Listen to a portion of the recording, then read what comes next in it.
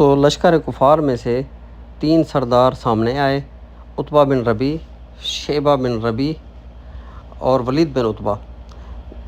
یہ ابو سفیان کے سسرال والے تھے۔ ادھر انصار مدینہ میں سے 3 افراد سامنے آئے تو سرداران کفار اتنے متکبر تھے، کہنے لگے اے محمد صلی اللہ علیہ وسلم، ہماری ان سے دشمنی نہیں اور نہ یہ کسانوں کو ہم اپنے اس قابل سمجھتے ہیں کہ ہم ان کے ساتھ مقابلہ کریں، ہمارے قبیلے کے ہمارے ہم پلہ بھیجو۔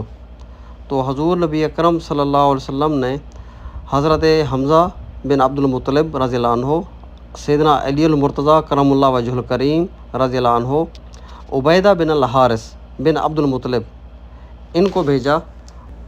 دوستو چند ہی منٹوں میں کفار کے سرداروں کو واصل جہنم کیا۔ اس کے بعد ایسی لڑائی ہوئی کہ چچا بھتیجے کے سامنے، ماموں بھانجے کے سامنے